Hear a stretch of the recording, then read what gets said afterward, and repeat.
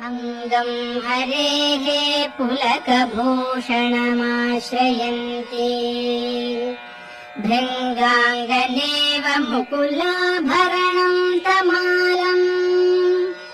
अङ्गीकृताखिलविभूतिरपाङ्गलीला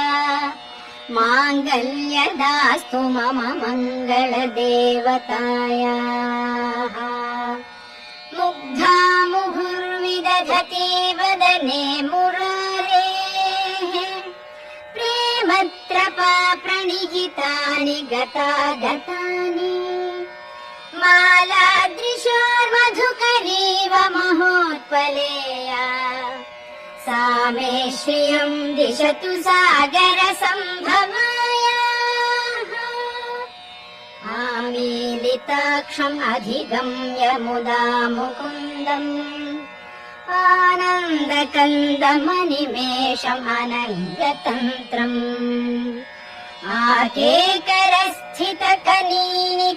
आकेकरस्थितकनीनिकपक्ष्मनेत्रम् भूत्यै भवे मम भुजङ्गशयाङ्गनायाः बाह्वन्तरे मधुजितश्रितकौस्तुभेया हारावलीव हरिनीलमयी विभाति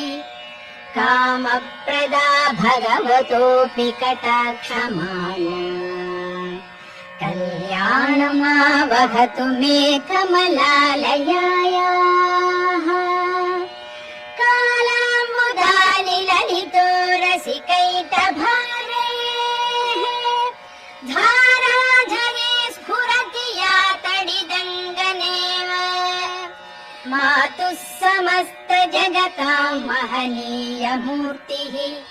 भद्राणि मे दिशतु भार्गवनन्दनायाः प्राप्तं पदं प्रथमतः खलु यत्प्रभावात् माङ्गल्यभाजि मधुमाथिनि मन्मथेन मय्यापतेत् तदिह मन्थरमेक्षणार्थम् मन्दालसं च मकरालय कन्यकायाः विश्वामरेन्द्रपदविभ्रमदानदक्षम् आनन्दहेतुरधिकं मुरविद्विषोऽपि ईशं निषीदतु मयि क्षणवीक्षणार्थम् इन्दीवरोदर सहोदरमिन्दिरायाः इष्टाविशिष्टमतयोऽपि यया दयार्द्रदृष्ट्या त्रिविष्टपपदं सुलभं लभन्ते दृष्टिः प्रहृष्टकमलोदर दीप्तिरिष्टाम् पुष्टिं कृषिष्ट मम पुष्करविष्टरायाः दद्याद्दयानुपवनो द्रविणाम्बुधारा अस्मिन्न किञ्चन विहङ्गशिशौ विषण्णे दद्याद्दयानुपवनो द्रविणाम्बुधारा अस्मिन्न किञ्चन विहङ्गशिशौ विषण्णे दुष्कर्म धर्ममपनीय चिराय दूरम् नारायण प्रणयिनी नयनाम्बुवाहः गीर्देवदेति गरुडध्वज सुन्दरीति शाकम्भरीति शशिशेखर वल्लभेति सृष्टिस्थिति प्रलय केलिषु संस्थितायै तस्यै नमस्त्रिभुवनैक गुरोस्तरुण्यै श्रुत्यै नमोऽस्तु शुभकर्म फलप्रसूति रत्यै नमोऽस्तु रमणीय गुणार्णवायै शक्त्यै नमोऽस्तु शतपत्रनिकेतनायै पुष्ट्यै नमोऽस्तु पुरुषोत्तमवल्लभायै नमोऽस्तु नालीकनिवारणायै नमोऽस्तु दुग्धोदधिजन्मभूम्यै नमोऽस्तु सोमामृतसोदरायै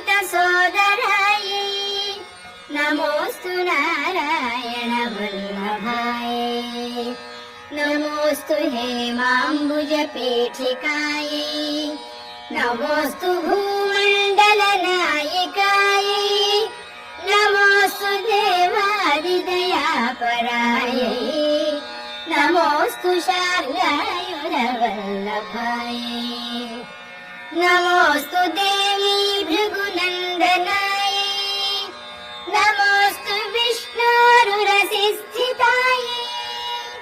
नमोऽस्तु लक्ष्मी कमलालयायै नमोऽस्तु दामोदरवल्लभायै